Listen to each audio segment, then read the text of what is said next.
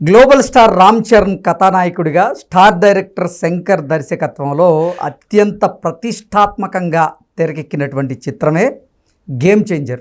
Game changer చిత్రం ఈరోజు ప్రపంచవ్యాప్తంగా విడుదలయ్యి ఒక మిక్స్డ్ టాక్ని సొంతం చేసుకున్నటువంటి నేపథ్యంలో అసలు ఈ గేమ్ చేంజర్ చిత్రంలో రామ్ చరణ్ పోషించినటువంటి పాత్ర ఇన్స్పిరేషన్ ఒక ఐఏఎస్ది అంటూ ఒక ఐఏఎస్ని ఇన్స్పిరేషన్గా చేసుకునే శంకర్ రామ్ చరణ్ గారు పోషించినటువంటి ఆ పాత్రను డిజైన్ చేశారు అనేటువంటి వార్తలు సోషల్ మీడియాలో చక్కర్లు కొడుతున్న నేపథ్యంలో ఇంతకీ ఆ ఐఏఎస్ ఎవరు, ఆయన పాత్రని ఇన్స్పిరేషన్గా తీసుకొని శంకర్ గారు రామ్ చరణ్ కోసం ఈ కథ ఎలా డిజైన్ చేశారు అనేది మనం పూర్తి స్థాయిలో విశ్లేషణ చేసుకునేటువంటి ప్రయత్నం చేద్దాం. ప్రస్తుతం మనతో పాటు ఉన్నారు ప్రముఖ సినీ క్రిటిక్ దాసరి విజ్ఞాన్ గారు. విజ్ఞాన్ గారితో మాట్లాడదాం. యాక్చువల్గా పని బకాసురుడు అంటారు టిఎన్ శేషన్ అనే ఒక ఐఏఎస్ అధికారి. ఆయన్ని ఇన్స్పిరేషన్గా తీసుకొని ఆయన స్టోరీకి ఇన్స్పైర్ అయ్యి కథ రాసుకుంది మన కార్తిక్ సుబ్బరాజ్.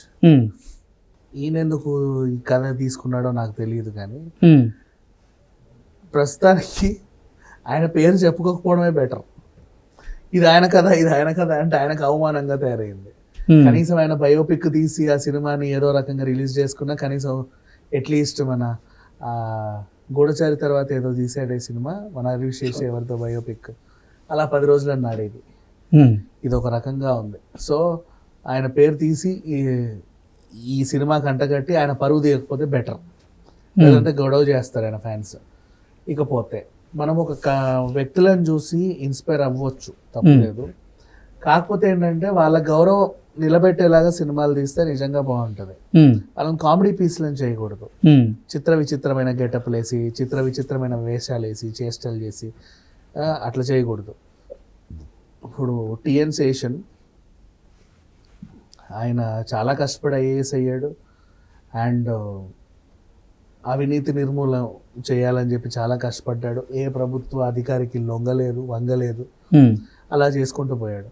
కృష్ణ ఒకటి చెప్తా సీరియస్లీ, టిఎన్ శేషన్స్ ఇన్స్పైర్గా తీసుకొని వచ్చిన కథలు అంటే తారక రాముడు మన సౌందర్య, సూర్యవంశంలో మీనా, మావిడ కలెక్టర్లో ప్రేమ, ఇలా చెప్పుకోవచ్చు. నిజంగా అలా చెప్పుకోవచ్చు.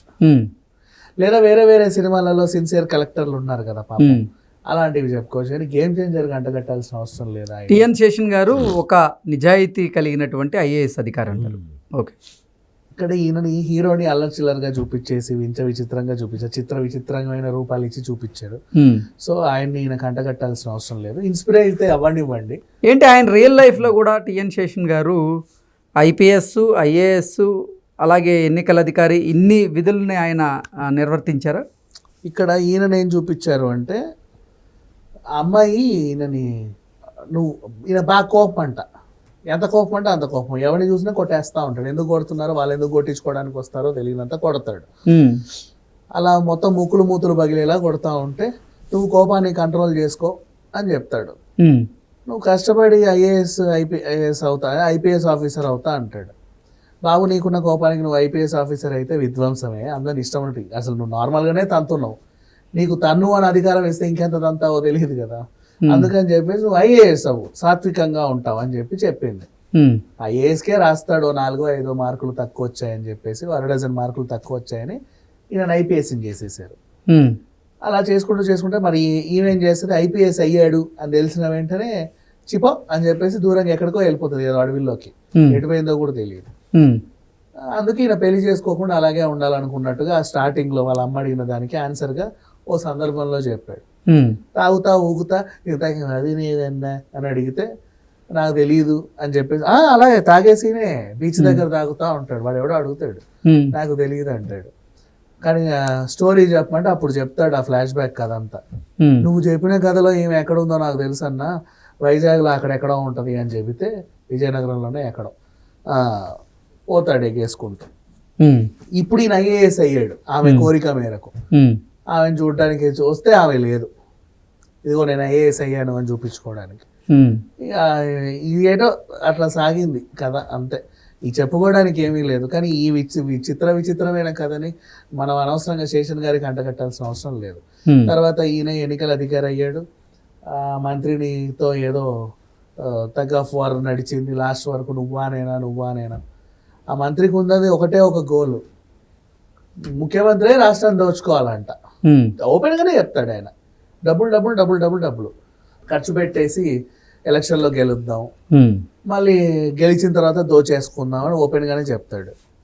సో వీడు గెలవద్దని ఒపీనియన్ ప్రేక్షకుల్లో కూడా ఆయన చెడ్డవాడు అని కలిగిన తర్వాత ఇంకా సినిమా మీద ఆసక్తే ఉండదు. విలన్కి ఉండే ఆ మోటివ్ వేరేలాగా డిఫరెంట్గా కూడా డిజైన్ చేయొచ్చు. విలన్ అంటే ఖచ్చితంగా క్రూరుడు, నీచమైన వాడు, దోచుకునేవాడు, అన్ని సినిమాల్లోనూ ఇదే కదా. మరి హీరో కూడా వాడిలాగే తయారైతే ఇంకెందుకు సినిమా, ఇద్దరు కొట్టుకు చావడానికి. సో ఇట్లా ఉంది. ఇంకా అది కూడా భారీ లెవెల్లో కొట్టుకు చావడం. ఎంత భారీ లెవెల్ అంటే అసలు ఒక బేసిక్ లాజిక్ మర్చిపోయారు వీళ్ళు. స్ట్రాంగ్ రూమ్ ఎక్కడైతే ఎన్నికలు కౌంటింగ్ చేస్తారో దాన్ని నువ్వు బుల్డోజర్ పెట్టి కూల్ చేసి లోపలికి వెళ్ళిన తర్వాత ఎలక్షన్ మళ్ళీ రీపోలింగ్ అవుతుంది. అవును, అక్కడ ఏ డెసిషన్ తీసుకుంటే ఆ డెసిషనే అని చెప్పేసారు. నువ్వు విన్నర్ ఈయన కాదు ఆయన అంటే వాళ్ళు విన్నర్ అంట. తర్వాత ఏంటి ఇలా ఉందే అని ఆలోచించలోపే ఎండ్ కార్డు పడిపోతుంది. ఇంకేం అర్థం కాదు, నువ్వు ఎక్కువ ఆలోచించకు అని దాని అర్థం. ఓకే, అలా జరిగిపోయింది కదా. ఏంటి గేమ్ చేంజర్ చిత్రం మీద ఇప్పుడు అంటే మిక్స్డ్ టాక్ అయితే వస్తుంది. మిక్స్డ్ టాక్ ఏం రాలేదమ్మా, ఫ్లాప్ టాకే వచ్చింది. మిక్స్డ్ టాక్ అంటే ఏంటి గేమ్ చేంజర్ చిత్రంతో ఇక శంకర్ పని అయిపోయినట్లేనా అంటే ఏం చెప్తారు? శంకర్కి ఏమీ అవ్వదు. మళ్ళీ 500 కోట్లు పెట్టే పిచ్చోడు వస్తాడు, శంకర్ మళ్ళీ సినిమాలు తీస్తాడు, మళ్ళీ మనం చూస్తాం.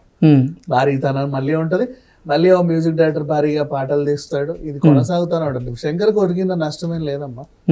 వాళ్ళు డైరెక్టర్లు ఇప్పుడు హిట్ వచ్చినా ఫ్లాప్ అయినా త్రివిక్రమే, శంకరే, రాజమౌళి అంతే.